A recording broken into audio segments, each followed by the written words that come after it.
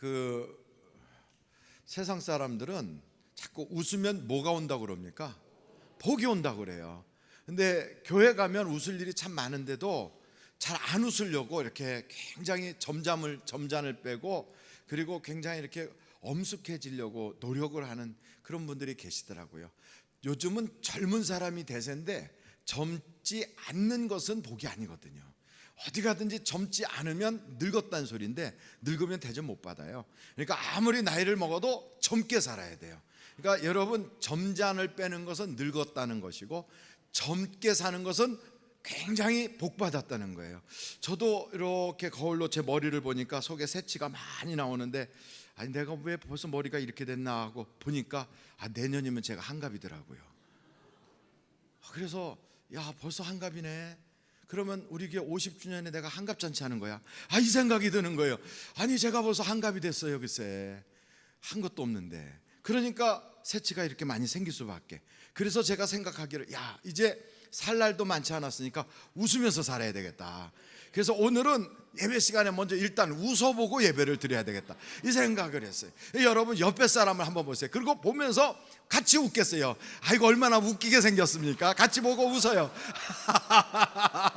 웃어요. 요번에 그냥 웃지 말고 박수 치면서 웃어요. 아이고 참.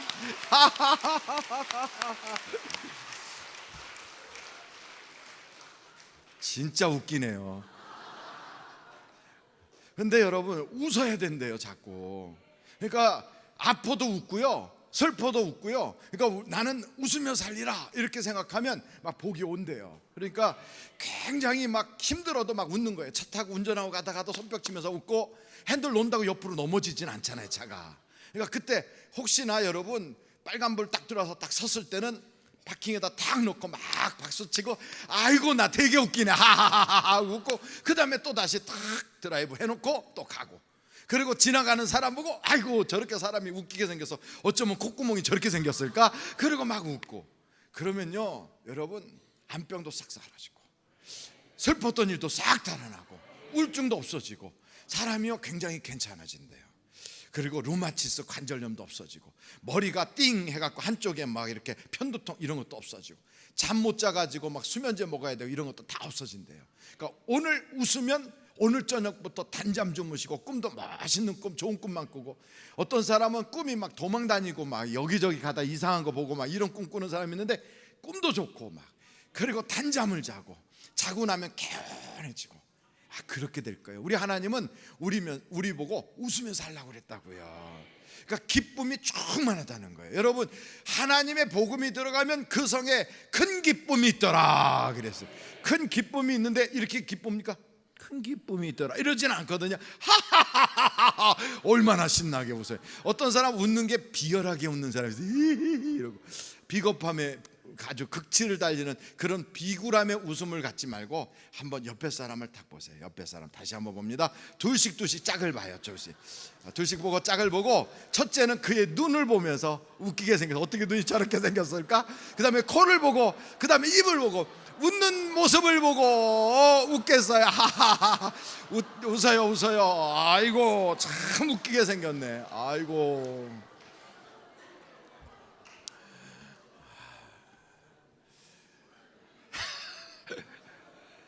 계속 웃는 거예요. 웃으면요 복이 와요 정말로. 그러니까 웃으면 하여간 사돈의 팔촌까지 전부 다 좋은 일 생기고, 그러니까 여러분 자꾸 웃어요. 웃으면 사실은 당뇨도 다 사라지고 혈압도 없어지고 모든 게 정상으로 딱 돌아간대요. 그러니까 웃으면 보통 한 번 딱 웃잖아요. 웃으면 1시간을 더 산대요. 1시간을. 그러니까 여러분, 내가 2017년 8월 14일 7시에 죽기로 돼 있다. 그러면 웃으면 8시로 미뤄지고, 또 한 번 웃으면 9시로 미뤄지고, 계속 웃으면 그 다음에로, 또 그 다음에로, 나중에는 웃다가 100년까지 살아, 배꼽 빠지게 사는 거예요. 그러니까 여러분 계속 웃으세요. 옆에 사람한테 한번 이렇게 말하세요. 당신은 웃어야 멋있어요. 시작. 당신은 웃어야 멋있어요. 사람이 웃으면요 참 아름다워요. 참 우리 박명호 장로님 매주마다 전도 나가시거든요. 우리 장로님들이 그냥 야고보, 요한, 베드로 이렇게 장로회가 계속 돌아가면서 로테이션으로 나가는데 박명호 장로님 계속 나가시고 그 연세도요. 얼마나 하나님 앞에 갔을 때 상급이 많을까. 그러니까 벌써 상 받을 거 생각하면 웃음이 나잖아요. 그래 얼마나 감사해요. 박수 한번 보내겠어요.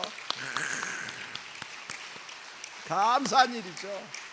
여러분, 우리가 천국에 갔을 때요, 천국에 갈 때 질질 짜고 울고 가는 게 아니에요. 우리 천국의 문들이 12진주문이 쫙 열리면서 밤바바밤 하고 나팔 소리가 울리잖아요. 그러면 거기서 저기서 오영택 하고 부르면 사람들이 막 박수쳐요. 그때 여러분, 우리는 황금길을 가면서 이러고 가는 거예요. 이렇게.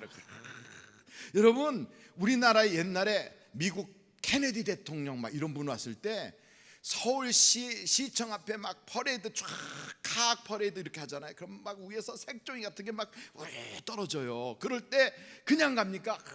웃으면서 가는 거예요. 우리는 그 정도가 아니에요. 장난치는 색종이 떨어지는 게 아니야. 하늘에서부터 막 눈보다도 더 아름다워 하나님의 은혜와 복이 막 쫙 떨어지고 우리에다가 막 면류관 씌워주고 천사들이 어머머머 막 이러고 있을 때 우리는 이러고 갈 거예요. 그때 여러분 가는데 이러고 갑니까?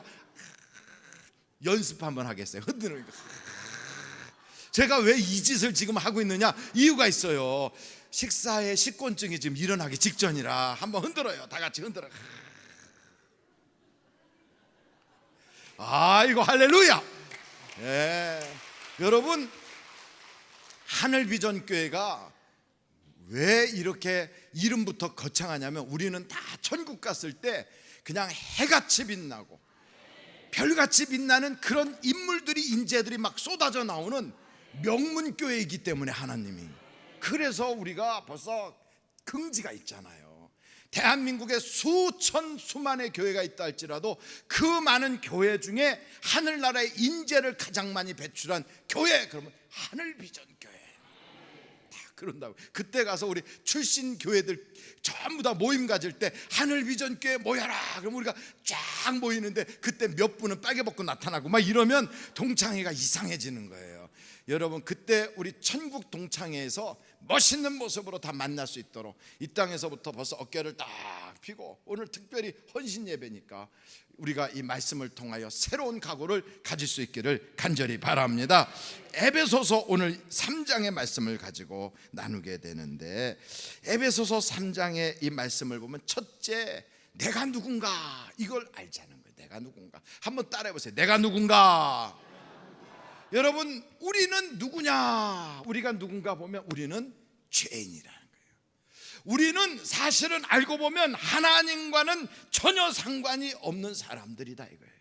우리는 이방민족이고 이스라엘 사람들하고도 관계가 없는, 우리나라는 옛날에 뭐 하면 돼지머리 올려놓고 뭐 하고 막 그냥 돈에다 꽂고 콧구멍 두 개에다 동그랗게 말아갖고 갖다 꽂아놓기도 하고 별짓 다 했던 나라예요. 그런 하나님과는 왼수되고 나 스스로는 죄인이고 하나님이 볼 때 복 주실 구석이 하나도 없는 그런 사람인데, 자격도 가능성도 없는 나에게 하나님이 은혜를 주셨어요. 은혜를. 할렐루야. 이 은혜는 거저 받은 게 아니에요. 첫째는 하나님께서 당신의 가장 사랑하는 아들 예수 그리스도를 우리에게 보내주셔서 물과 피를 다 쏟아 하나님의 눈물, 하나님의 희생, 하나님의 생명을 주시는 사랑 속에서 그 은혜를 우리가 받은 거예요.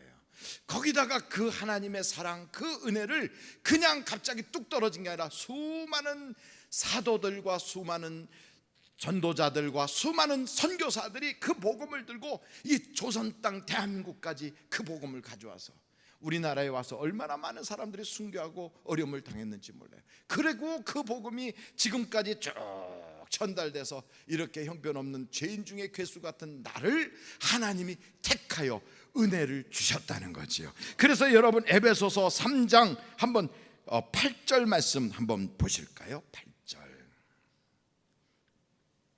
다 같이 한번 8절을 읽겠습니다. 시작. 모든 성도 중에 지극히 작은 자보다 더 작은 나에게 이 은혜를 주신 것은 측량할 수 없는 그리스도의 풍성함을 이방인에게 전하게 하시고. 그러니까 나는 누구냐면 지극히 작은 자보다 더 작은 자, 형편없는 사람, 세상적으로 봐도 죄투성이고 먼지투성이고 세상의 욕심으로 가득 찼던 드글드글해서 별로 쓸모없었던 나를 하나님이 당신의 아들을 주시고 선교사를 보내주시고 사도를 보내주시고 전도자 보내주시고 이렇게 애를 써서 나에게 뭘 주셨느냐?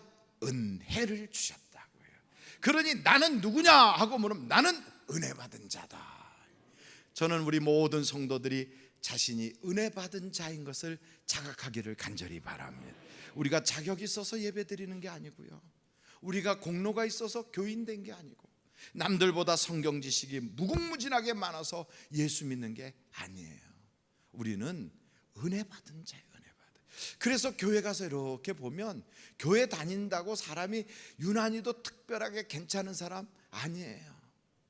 사실은요, 교회가 어느 면에서 보면 목욕탕 같아요. 목욕탕 가면 깨끗한 사람들이 많이 와요? 아니면 때 있는 사람들이 많이 와요? 그래요. 때 있는 사람들이 많이 와요.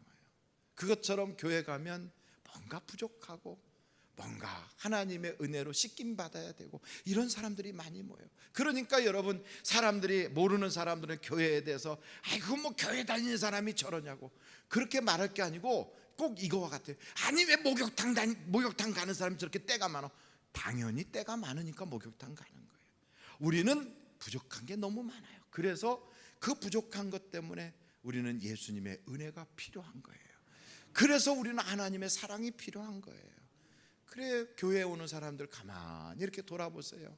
그러면 어딘지 모르게 약한 부분도 많고 부족한 부분도 많고, 스스로 자신을 돌아봐도 나도 하나님의 은혜가 필요한 사람이구나, 이걸 알 수가 있어요. 저도 목사지만 하나님의 은혜가 없다면 이 목사 이거 아무것도 아니에요. 정말 하나님의 은혜가 있으니까 이런 자리에도 서서 이렇게 말씀을 증거할 수 있지, 그렇지 않았다면 저는요 형편없는 거지요. 그러니까 우리는 다 어떤 사람이냐? 은혜 받은 자예요. 은혜 받은 자. 한번 절달해 볼까요? 나는 은혜 받은 자입니다. 근데 은혜 받았다고 끝이 아니라 은혜 받았어도 또 은혜가 필요해요. 그래서 성경은 은혜 위에 은혜더라, 계속 은혜가 있어야 돼요. 은혜가. 저 밭에 있는 그 많은 농작물들이 비 한 번 왔다고 끝나는 게 아니에요.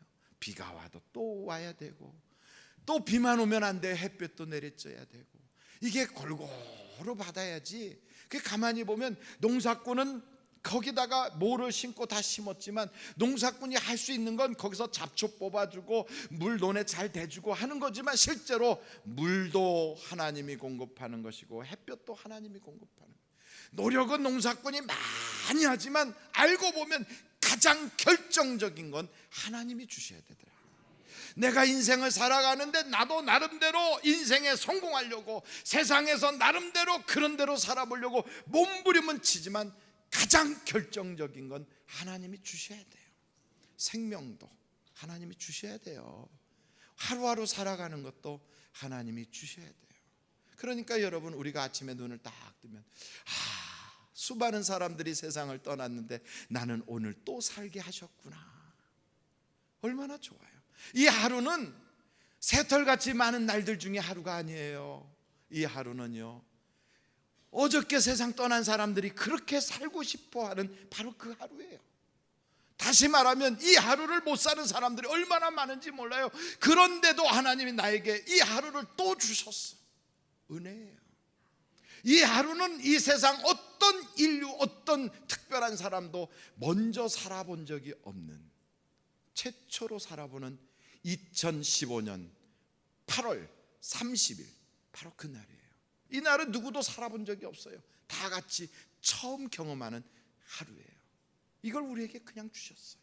내가 무슨 공로가 많아서, 내가 똑똑해서, 내가 무슨 뭐 어떤 상을 받을 만한 극진한 무슨 대접받을 만한 자격이 있어서 이렇게 놀라운 은혜를 주신 게 아니에요. 세상에서 뭐 메달 받은 사람이나 훈장 받은 사람이나 혹은 세상에 노벨상 받은 사람이나 다름없이 나도 이 하루를 동일하게 역사적인 날을 주셨어요. 나는 참 은혜 받은 사람이에요. 그래도 나는 내일 또 은혜 받아야 되고 오늘 저녁에도 또 은혜 받아야 돼요. 한번 절달해 보세요. 하나님, 다시 한번요. 하나님, 나에게 쉬지 않고 은혜 주세요. 우리는 은혜 없이는 못 살아요. 은혜 없이는. 은혜 주시고 또 주시고 또 주시고, 날마다 은혜가 필요해요. 우리는 은혜가 필요해요. 그럼 왜 하나님이 그렇게 은혜를 주시느냐? 괜히 하나님이 그냥 여따 너 은혜 먹어라, 너 은혜 받아라 이렇게 주시느냐? 아니에요. 하나님은 우주를 경영하시는 분이에요. 경영자예요. 전 세계, 전 우주, 이 갤럭시라고 하는 거, 그 다음에 뭐 태양계라는 거, 은하계라는 이런 그 정도가 아니라 소우주, 대우주, 엄청난 우주의 그 큰 것을 하나님은요 이렇게 경영을 하세요. 그걸 다 운영을 하세요. 여러분, 이런 경영자가 조그만 회사 하나를 경영을 해도요 목적이 분명하다고요. 돈을 투자할 때, 그리고 물건을 만들 때 그냥 마음대로 만듭니까? 눈 감고 아무거나 이렇게 만들어서 합니까? 그럼 금방 망하지요. 하나님은 전 우주를 경영하시는 분이기에 그렇게 막 아무렇게나 목적 없이 하시잖아요. 우리를 은혜 주신 데는 분명한 목적이 있어요. 한번 절 따라서, 나에게 은혜 주심은 목적이 있다. 근데 그 목적이 뭐냐면 성경에 이렇게 말해요. 우리 주님이 말씀하시기에 너희는 나보다 더 큰 일도 하리라. 하나님이 우리를 향하여 가지신 그 꿈, 나를 통하여 하시고자 하는 하나님의 목적은요 어마어마한 거예요. 어마어마한 거예요.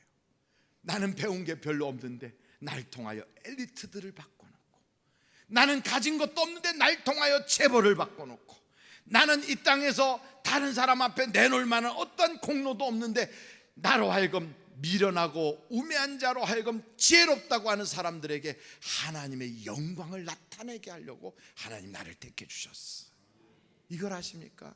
그래서 성경에는요 미련한 자를 들어서 지혜로운 자를 하나님께서 다 변화시키시고, 없는 자들을 들어서 있는 자들을 부끄럽게도 하시고, 미련한 자들을 들어서 이 세상에서 똑똑한 사람들에게 하나님의 역사를 보여준다고요. 그런데 우리는 스스로 나는 안 돼, 나는 못 돼, 나는 할 수 없어 이러는데 아니에요. 하나님이 나에게 은혜를 주시면 날 통하여 하나님이 꿈꾸는 목표가 있어요. 그 꿈, 하나님의 목표를 좌절시키지 않기를 간절히 바랍니다. 하나님이 꿈꾸는데 내가 안 돼요, 못 해요, 할 수 없어요. 왜 하나님이 할 수 없다고 그럽니까? 왜 내가 괜히 나서가지고 하나님 안 돼요, 못해요, 할 수 없어요, 왜 내가 하나님의 길을 막고 서냐고요. 하나님은 어부를 들어서 로마 황제를 바꿔요. 하나님은 그냥 앞을 보지 못하는 소경, 이 소경을 들어가지고 그 당시에 수많은 지성인들을 바꿔버려요. 하나님은 한 여인, 그것도 죄인이라고 손가락질 받는 그런 여인, 그 여인을 들어서 얼마나 많은 사람들이 주님 앞에 눈물로 주님의 발을 적시게 하고 깨트리는지 몰라요. 그 한 사건만 가지고도 박사학위를, 수천 명의 박사학위를 만들어냈어요. 여러분, 이런 사실을 아십니까? 나를 통하여 하실 일은 무궁무진하다. 내 가정이 비록 조그만 가정이고, 내 인생은 비록 보잘것없고, 나로 하여금 살아온 과거의 모든 것들을 돌아보면 나는 정말로 아무것도 아닌 것 같아도 하나님은 나를 통하여 엄청난 것을 계획하고 계시다. 그러니 여러분, 하나님을 실망시키지 않기를 간절히 바랍니다. 하나님이 꿈꾸는 세계는요 우리가 상상할 수가 없어요. 그러니까 하나님이 꿈꾸는 그 목표, 하나님이 꿈꾸는 그 기준과 그 목적을요 내가 하나님과 마음을 점점점 합쳐가면 꿈은 얼마든지 꿀 수 있잖아요.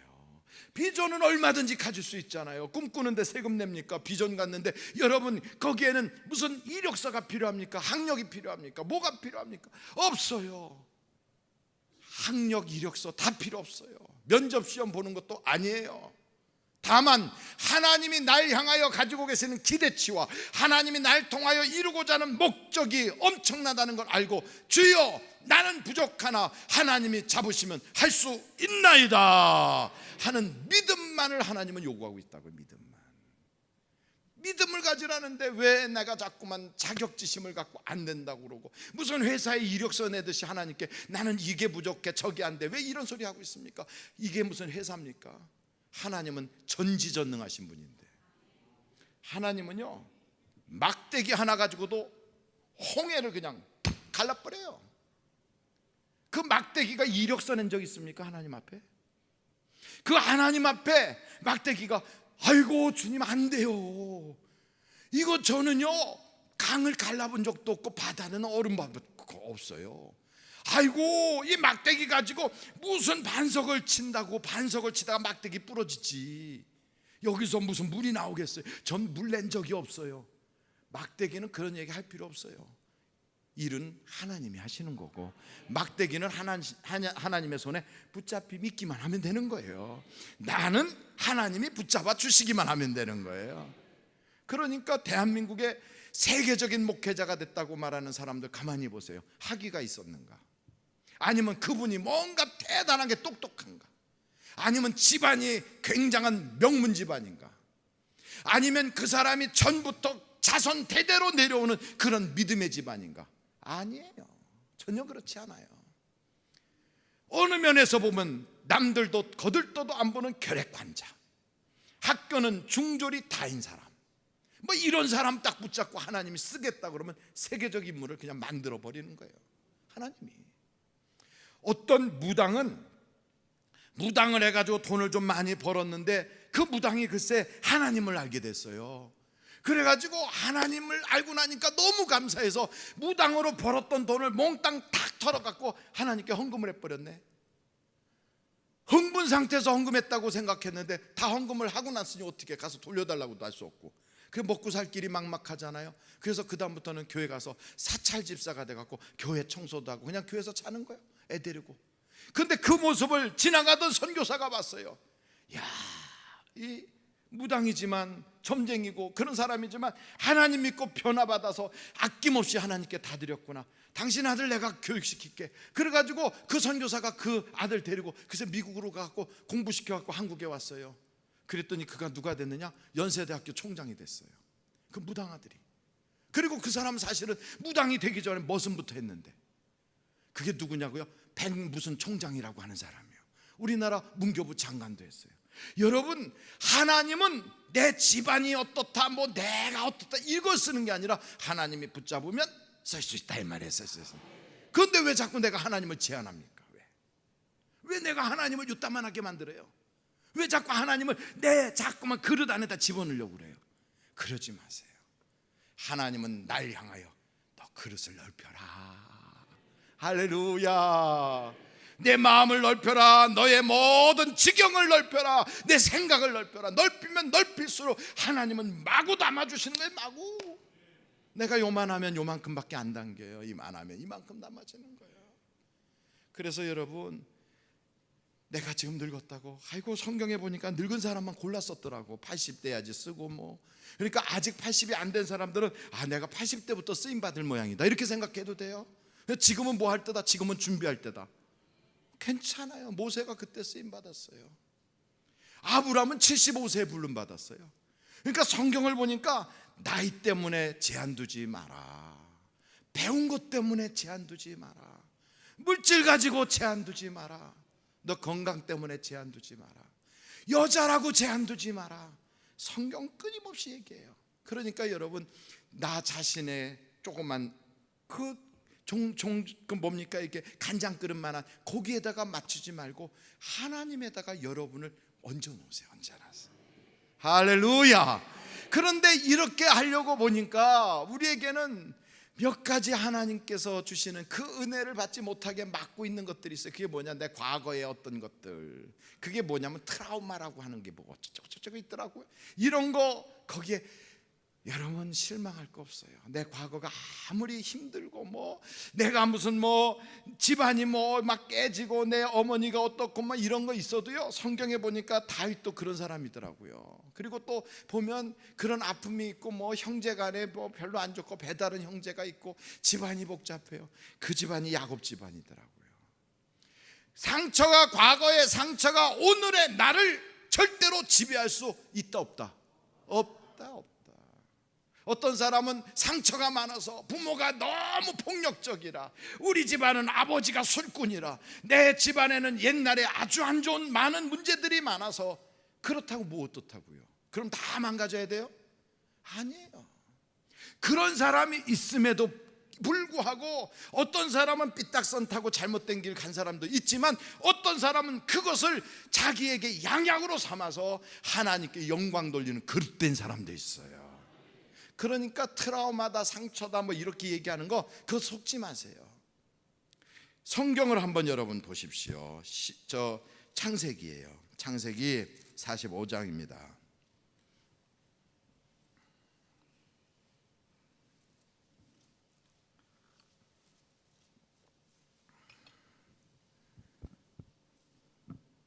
창세기 45장 5절부터 보면 요셉이 이런 얘기해요. 자기 형들이 다 팔아먹은 사람인데 요셉이, 당신들이 나를 이곳에 팔았다고 해서 근심하지 마소서, 한탄하지 마소서. 하나님의 생명을 구원하시려고 나를 당신들보다 먼저 보내셨나이다. 이 땅에 2년 동안 흉년이 들었으나 아직 5년은 밭갈이도 못하고 추수도 못할지라. 하나님이 큰 구원으로 당신들의 생명을 보존하고 당신들의 후손을 세상에 두시려고, 그 다음에 뭐라고 그랬어요? 나를 당신들보다 먼저 보내셨나니 그런즉 나를 이리로 보낸 이는 당신들이 아니요 누구라고요? 하나님이시라. 얼마나 멋있어요. 내가 부모의 학대의 상처를 가지고 있다. 우리 집안은 무슨 뭐 술꾼의 집안이다, 노름꾼의 집안이다, 그래서 나는 이렇다. 그건 핑계예요. 어떻게 해석하느냐에 달려있어요. 어떻게. 내 인생에 아무리 안 좋은 것들이 많아도 하나님은 그걸 통하여 나를 정금같이 나오게 하신다. 해석하면 되는 거예요. 상처가 자기를 지배하게 하지 마세요. 상처가 아니라 믿음으로 해석하면 상처가 도리어 양약이 되는 거예요. 그 일에 의미를 두시고 그 일에 하나님의 해석을 두십시오. 나에게 그 아픔을 줬던 것은 이런 고통을 당한 사람들을 나로 하여금 위로하게 하시려고 경험하게 하셨다. 의미를 두면 이게 상처가 아니라 자기에게는요, 이게 커다란 자원이 되는 거예요. 자원. 정말로 그래요. 그러니까 괜히 상처, 뭐 트라우마 이런 소리 해가면서 옛날 심리학자가 한마디 그 얘기한 거에 속아가지고 인생을 속아 살지 마십시오. 하나님은 지금 그래요. 과거에 묶인 인생이 되지 마라. 그 모든 것은 내가 너에게 선물로 주었노라. 여러분, 하나님은 나에게 나쁘게 한 적이 없어요. 하나님은 나에게 망하라고 준 적이 없어요. 하나님이 주신 건 다 은혜예요. 은혜, 선물이에요. 가난도 선물이에요. 이거 목사님, 나는 이혼했는데, 그것도 선물이에요. 그래서 그 아픔 상처를 가지고 평생을 우울하게 부끄럽게 주눅들어서, 아니에요. 그럼에도 불구하고 나는 예수님이 내 인생의 신랑이야. 탁 붙잡고. 그런 사람이 한둘이에요. 성경에. 그런 아픔을 가진 사람이 한둘입니까? 그럼에도 불구하고 나는 다른 사람의 아픔을 품어줘야지. 그러라고 나에게 그들의 눈물을 배우게 하신 거야. 어떻게 의미를 두느냐에 달린 거예요.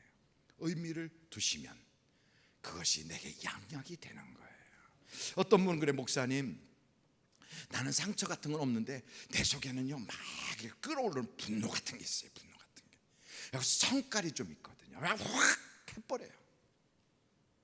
그래서 나 이거 참을 수가 없어가지고, 이게 하나님의 은혜와 하나님의 역사를 일으키는데 많은 장애가 되네요. 이런 사람도 있어요. 정말 어떤 사람 그 분노 조절이 잘 안 되는 사람도 있을 거예요. 근데 잘 보십시오. 이 분노 조절이 안 된다는 사람 한번 이렇게 생각해 보면 어떨까요? 내가 화가 났어. 애가 잘못해갖고 애한테 야 이놈아 막 그렇게 야단을 치고 있는데 전화가 왔어요. 전화 받을 때 야 이놈아 왜 이럴 때 전화해, 이렇게 하는 사람 있어요? 없어요. 제가 보니까 저의 이모님은 전화를 그렇게 화났는데도 받을 때 여보세요 그러더라고요. 언제 화났는지 몰라요. 여보세요 그러더라고요. 그러고서 얘기할 거 다 한 다음에 끊고 야 이놈아 또 그래요. 그래서 제가 그때 깨달았어요.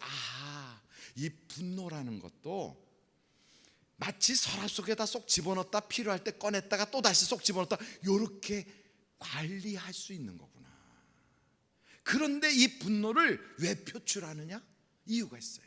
그걸 통하여 나의 마음을 전달하려고 하는구나, 그거예요.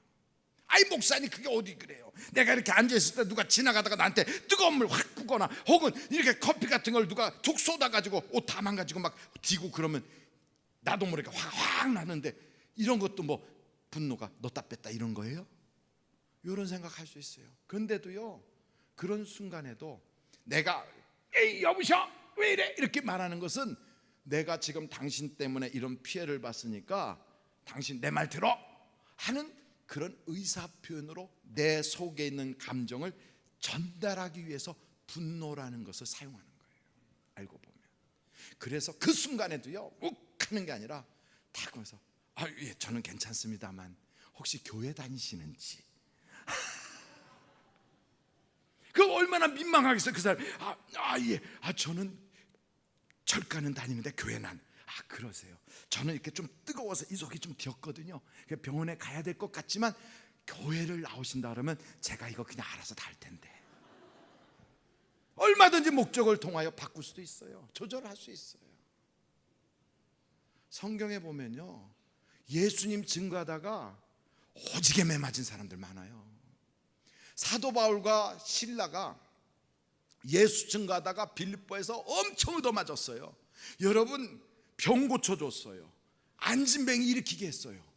그런데 그것 때문에 뭘 잘못했다고? 아니 남의 병 고쳐주고 안진뱅이 일으키고 그리고 귀신 들린 사람 귀신 쫓아줬는데 그것 때문에 점쟁이 귀신 쫓아줘서 점 못 치게 됐다. 그 주인이 고소를 해갖고 가서 그냥 막 험악하게 맞았어요. 세상 말로 그것을 뭐라고 그러나 뭐 무진장 맞았다 그러고 어떤 사람은 허벌나게 맞았다 그래요. 하여간 많이 맞았어요. 여러분, 이렇게 맞으면 사람이 감정이 상해요. 아니 내가 뭘 잘못했다고 그런 거예요? 하여간 내가 이놈의 세상 여기 빌립보 홀딱 뒤집어지게 그래야 되겠다 막 이렇게 나올 텐데 성경에 보니까 안 그랬어요. 이 양반들은 분노가 표출될 만한 상황인데도 주의 은혜 막 찬송을 불렀어요.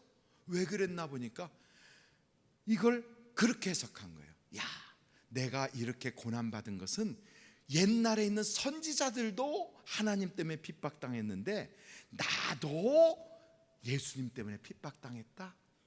그러니 나를 하나님이 그 선지자들과 같은 레벨로 인정해 주신 거야. 이게 감사해지는 거예요. 여러분, 저는요 다리를 이렇게 약간 쩔뚝해질 때 어떤 사람은 뭐 저렇게 걸어가, 아니 왜 저게 반듯하게 못 걷고 왜 저럴까, 에휴 참 안 됐어, 이렇게 볼 수 있지만 저는 이러면서 속으로 어떤 생각하는 줄 아십니까? 아브라함의 하나님, 이삭의 하나님, 쩔뚝발이 야곱의 하나님, 나의 하나님, 어떻게 그렇게 야곱하고 저하고 수준을 똑같이 하셨는지. 성경에 보니까 야곱은 발을 절었더라, 영택이는 발을 절었더라. 아니 이게 정말 어떻게 수준을 같이 하셨는지. 야, 하나님 감사합니다. 감사가 돼요. 왜 분노합니까? 조절할 수 있는 것을. 그럼 뭐 화가 난다고 할 때마다 그럼 뭐 와 하고 소리 집니까? 화가 난다고 내 손에 흉기 있으면 확 찔러 버립니까? 아니잖아요. 가능하잖아요. 얼마든지. 이게 조절이 안 되는 것을 우리는 그걸 보고 병들었다고 그래요. 조절, 분노 조절 장애라고 그래요. 예수 믿는 사람이 교회에서 봉사하다가 누가 한마디 했어요. 그것 때문에 이렇게 하면 그것은 장애가 있는 거예요. 장애가. 질병이에요. 야, 내가 무슨 뭐 돈 받고 이러는 줄 알아? 막 이러면서 그냥 확 집어던져 버리고 가고. 이것은 내 속에 질병이 있는 거예요. 질병이. 분노 조절 장애라고 하는 질병이 있는 거예요. 그때는 어떻게 해야 돼요? 하나님, 이 병을 치료하여 주옵소서. 이게 무슨 내 성격이고 내 인격인 줄 알고 나는 원래 그런 사람이야. 뭐. 왜 그래요? 원래 그런 사람이 어디 있어요? 이 세상에 원래 그런 사람이 어디 있어요? 없어요. 나는 하나님의 형상으로 이 땅에 딱 출생할 때 어린아이 때 모습을 보세요. 까르르 깍꿍 그러면 별것도 아닌 일에 우리는 웃으면서 살았어요. 아주 행복하게 그런데 어느 날 내 속에서 이런 분노가 나와요. 그건 내 것이 아니에요. 성경에 보니까 하나님이 주시는 것은 희락이요 사랑이요 화평이요 온유요 자비요 이런 양선이지, 분노요 미움이요 시기요 질투요 너 안 됐으면 좋겠다 하는 이상한 생각이 이런 게 아니다 이 말이에요. 그건 내 것이 아니에요. 그건 마귀가 준 것이고 세상이 준 것이지. 왜 그것을 확 터뜨리면서 그게 마치 내 인격인 것처럼 속느냐고요. 속지 마세요. 속지 마세요. 한번 절 따라하세요. 마귀에게 속지 않으리라. 그게 반복되잖아요. 반복되면 자꾸 이게 영적인 것이기 때문에 반복되면요, 마귀가 그냥 그런 분위기만 되면 툭 하고 터져 나와요. 여러분, 담배 피는 사람은 담배 피는 분위기만 되면 자꾸 손이 어디로 가요. 이렇게 막. 그리고 자꾸만 이래요. 술 먹는 사람은 술 먹는 분위기만 되면 막 이래요. 그것처럼 이게 다 영적인 거예요. 영적. 분노를 표출해야 되는 분위기만 되면 자기도 모르게 우락부락. 왜요? 내가 영적으로 악한 영의 지배를 받고 있구나. 예수의 이름으로 명하노니 내 속에 있는 모든 더러운 것들아 예수의 이름으로 결박을 받고 떠나갈지어다. 떠나버려야 돼요. 그걸 왜 동거합니까? 그런 거 하고. 어둠의 세력과는 동거하지 않기를 간절히 바랍니다. 음란, 미움, 시기, 질투, 부정, 어두운 생각, 이런 것들하고 왜 동거를 하냐고요. 내가 하나님의 사람인데, 하나님의 자녀인데 왜 그런 것들하고 동거해요? 동거의 대상을 바꾸라고요. 나는 이런 거와 동거해야지. 희락, 기쁨, 사랑, 양선, 충성, 절제, 이런 것들하고 동거해야지. 그렇지 않습니까? 뭐 설교를 얼마 하지도 않았는데 벌써 인상을 딱 쓰고 심각해져 가지고 아까 그 웃던 얼굴은 다 어디로 가셨는지 다시 한번 옆에 사람 보면서 한번 깔깔 웃겠어요. 시작.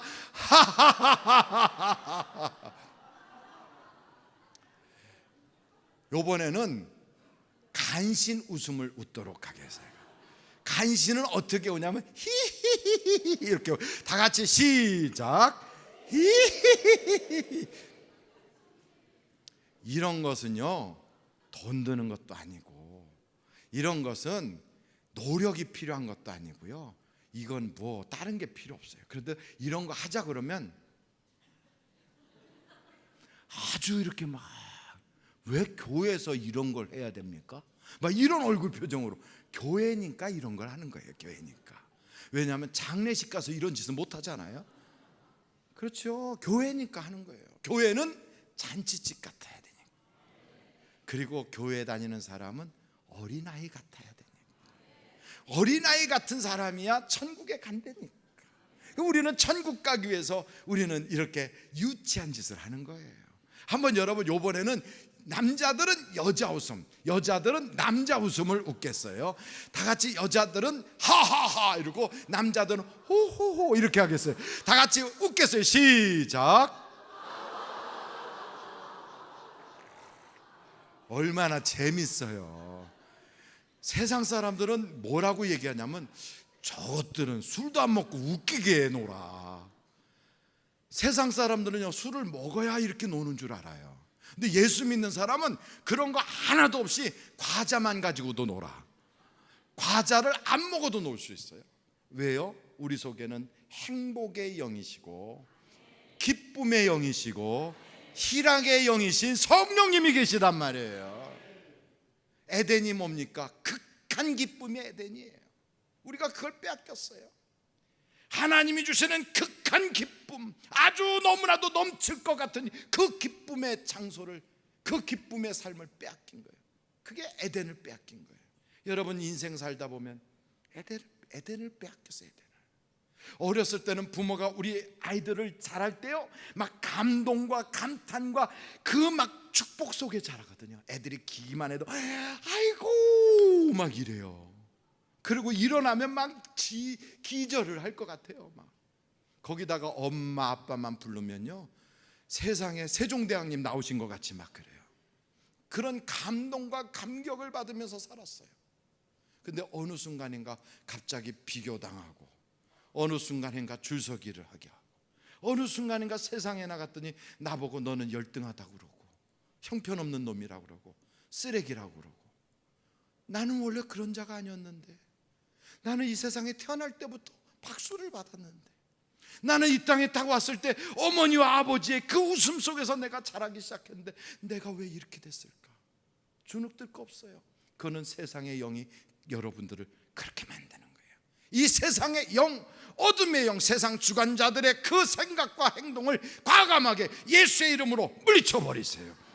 지금 이 순간에도 하나님은 날 바라보면서 내 자식 잘한다, 내 딸아 잘한다, 내 아들아 잘한다, 내가 너와 함께 하노라. 우리 주님 그런 분이에요. 그래서 여러분, 분노를 조절할 수 있기를 간절히 바라요. 어떤 분은 그래요. 목사님, 저는 성깔이나 뭐 이런 거 과거에 묶이거나 그러진 않은데 제가 주의 일을 하려면 몸에 건강이 없어서, 이 건강이 안 따라줘서 그것 때문에 제가 마음껏 못해요. 건강만 하다면 제가 막 할 텐데. 그것도 말이 되긴 해요. 근데 저는 경험상 이상하게 학교 가기 싫을 때는 아프더라고요. 혹시 여러분 그 경험이 있으십니까? 학교 가기 싫은 날은요, 열이 나요. 갑자기 열이 나. 그리고 엄마 나 왜 이렇게 머리가 아프지? 열이 나지? 그러면 진짜 만져보면 열이 나요. 열이 나. 그래서 이상하지. 근데 딱 오전 시간이 지나고 나면 그때부터 열도 내리고 아주 배도 고프고 놀러 다닐 것 같이 너무 좋아. 딱 학교 가기 싫을 때는 아파요. 요 마음이 커서도 그래요. 어떤 아이들은 집 밖으로 안 나가려고 집안에서 완전히 둥지 속에 갇혀 지내는 것처럼, 나이가 30이 넘었는데도 회사는커녕 친구도 안 만나고 아무도 안 만나고 집구석에 그냥 박혀서 곰팡이 쓸도록 그렇게 하고 있어요. 나가라 그러면 세상이 무서워서 못 나간대. 야, 이 녀석아, 나가서 좀 뭐라도 해. 답답하게 집구석에서 뭐 하는 거야? 그래도 안 나가고 집에서 버티고 있어요. 그런 정신적인 그런 질병. 정말 이 아이가 환경과 실패와 사람들이 무서워서 그러는 걸까요? 사실은 아니라는 거예요. 아니라는 거예요. 여러분, 우리의 몸에 질병이 온 것도 따지고 보면요, 정말 내가 죽을 지경의 질병이 아닌 한은 이건 내가 다 관리할 수 있어요. 관리할 수 있어요. 알고 보면 내가 집안에서 나가라 이놈아, 나가서 뭔가 좀 해봐라 이렇게 막 밀어내도 안 나가고 있는 아이들은, 안 나가고 있는 한은 집에서 자기에 대해서 계속 관심을 가지고 부모가 얘기하니까 자기가 주요 인물이 돼요. 근데 한 발짝이라도 밖으로 나가는 그 순간부터 많고 많은 사람들 중에 하나가 돼버리니까 자기는 잊혀지거든. 그래서 중요한 인물로 계속 남고 싶어서 버티고 있는, 그래서 병이 사실은 병이 아니라 자기의 목적을 이루기 위한 하나의 구실이다 이 말이지. 목사님, 그러면 모든 병이 그렇습니까? 한번 병에 대한 것을 한번 여러분 성경을 좀 찾아보시면 좋겠어요. 빌립보서 2장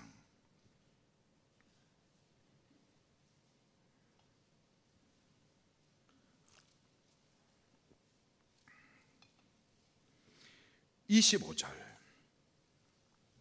빌립보서 2장 25절. 그러나 에바브로디도를 너희에게 보내는 것이 필요한 줄로 생각하노니 그는 나의 형제여, 함께 수고하고 함께 군사된 자요, 너희 사자로 내가 쓸 것을 돕는 자라. 그가 너희 무리를 간절히 사모하고 자기가 병든 것을 너희가 들은 줄을 알고 심히 근심한지라. 그가 병들어 어떻게 됐어요? 죽게 되었으나 하나님이 그를 긍휼히 여기셨고 그뿐 아니라 또 나를 긍휼히 여기사 내 근심 위에 근심을 면하게 하셨느니라. 이 사람이 아팠던 건 진짜 아팠어요. 진짜 죽을 병이 들렸던 거예요. 그런데 보십시오, 28절. 그러므로 내가 더욱 급히 그를 보내는 것은 너희로 그를 다시 보고 기뻐하게 하며 내 근심도 덜려 함이니라. 이러므로 너희가 주 안에서 모든 기쁨으로 그를 영접하고 또 이와 같은 자들을 존귀히 여기라. 30절 우리 한번 다 같이 읽어보실까요? 시작.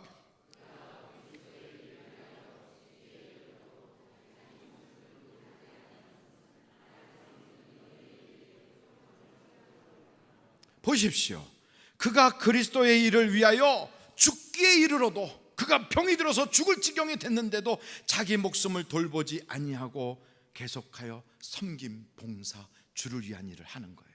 사명을 감당하는 거예요. 그랬더니 나를 섬기는 너희 일의 부족함을 채우려 했더니 에바브로디도가 죽을 병에서 고침을 받아 고향으로 돌아갔더라 이거예요. 목사님, 이건 한 사건이잖아요. 그래요, 한 사건이에요. 근데 성경은 우리에게 말합니다. 의인은 믿음으로 말미암아 사는 것이라고. 믿음으로 사는 거예요. 믿음으로. 내게 병 때문에, 내가 약하기 때문에, 내가 이것 때문에 못한다고 하는 이유를 대자면 끝도 없어요. 그럼에도 불구하고 나는 주를 위하여 일하노라. 그럼에도 불구하고 나는 주를 위하여 오늘도 전도제를 들고 나가노라. 그럼에도 불구하고 나는 주님 앞에 내 물질을 봉헌하노라. 이게요, 기적을 만들어요. 기적을. 그래서 성경을 보면요, 역설적 신앙이에요. 무화과 나무에 무화과가 없고 외양간에 송아 없고 우리의 양이 없고 포도나무에 소출이 없어도 나는 그럼에도 불구하고, 그런데도 여호와로 인하여 즐거워하고 기뻐하리로다. 주여, 이 수년 내에 나로 부흥케 하옵소서. 이게 신앙이에요, 신앙. 그러므로 마지막 저는 이렇게 말씀드리고 싶어요. 오늘 우리 행정국 헌신 예배, 우리 하나님께서 우리에게 너는 은혜 받은 자고 내가 너를 통하여 하고자 하는 일들은 너무 원대하고 크기 때문에 너는 강건하라. 너는 강건하라. 한번 절 따라서 너는 강건하라. 대장부처럼 강건하라. 왜요? 나는 유일하니까. 왜요? 나는 하나님이 만든 걸작이니까. 왜요? 나는 하나님이 나를 사랑하시니까. 나는 대장부같이 강건해야 돼요. 넘어져도 안 돼. 넘어지면 또 일어나는 거야. 그래서 성경은 우리에게 말합니다. 사탄 마귀야, 내가 나를 넘어뜨렸다고 좋아하지 마라. 내가 예수의 이름으로 또 일어나노라. 7번 넘어뜨렸다고 너가 기뻐하지 말 것은 내가 예수의 이름으로 또 일어나노라.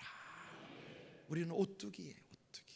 넘어지는 것을, 실패하고 쓰러진 것을 보고 좌절하지 마세요.